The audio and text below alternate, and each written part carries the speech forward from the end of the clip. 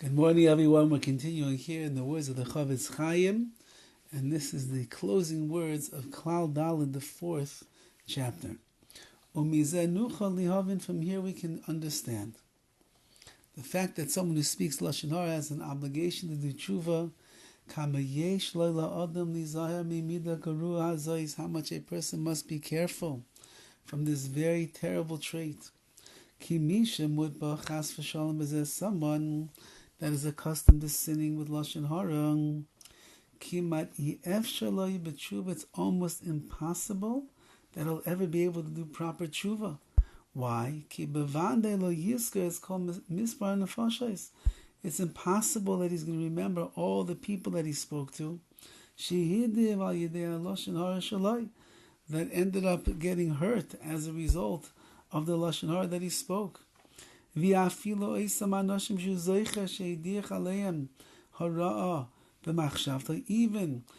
remembers all the people that he spoke Lashon Hara about, they themselves have no idea that he spoke Lashon Hara.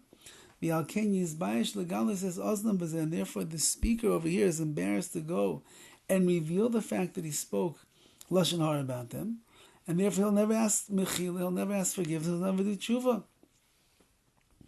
And even worse, sometimes a person will speak negatively about a family, about there's certain flaws that are in that particular family. They're very rough people, they're very lazy people, they're conniving people. No, that family, you got to be careful with that family over there. You'll never get, and you end up causing damage to all future generations. And therefore, you'll never get real mechila, forgiveness, because not only in this world, but even after you leave this world, there's maybe generations that are going to have to own up to the Lashon Hara that you spoke about them. Chazal teach us, someone who speaks negatively about the flaw of someone's family, they never have atonement. Be very careful, distance yourself a lot from this terrible trait,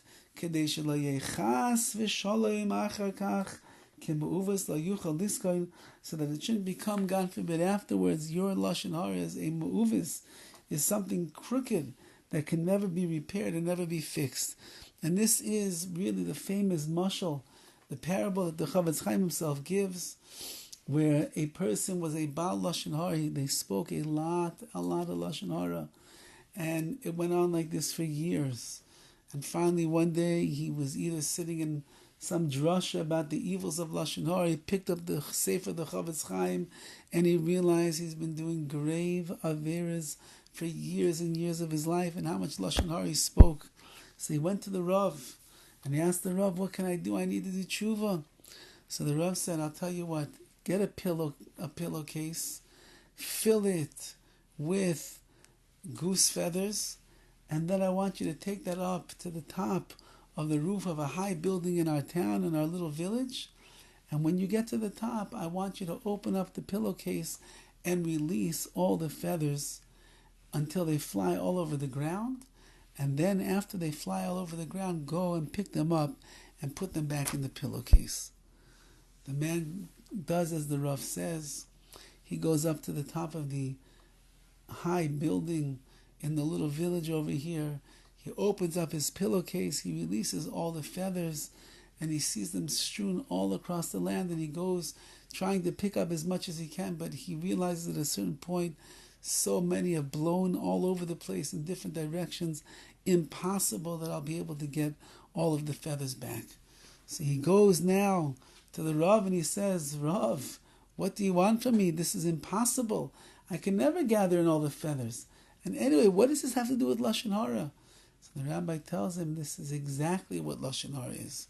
When you open up the pillowcase of Lashon Hara feathers, and they're strewn all around town, and they might travel far distances, and your Lashon Hara has ruined someone's life, for now and possibly forever. It's a lashon hara that lasts in amongst people, how they talk about it. You'll never be able to take back every word of lashon hara that you said. You'll never be able to find every person that you hurt. You'll never be able to find every person that heard your words of lashon hara and accepted them as being the truth. Like we said, nowadays with social media, where we're dealing with emails and messaging and WhatsApp and Instagram and YouTube, these things go across the world in seconds. You'll never find it. And therefore, says the CHOFETZ CHAIM, how can you ever do tshuva? This will end up being a ma'uvas, la yuchal niskon, it'll be something that's crooked, you won't be able to fix. And therefore, the CHOFETZ CHAIM is warning us over here. Learn the laws of lashon hara well, so you'll know what you can say and what you cannot say, and the things of lashon hara that you cannot say, when in doubt, do without, do not say them, and in that way, be'ez Hashem, you'll protect yourself from the impossible situation of doing tshuva when there's just too much lashon hara that you spread throughout the world. Have a wonderful day.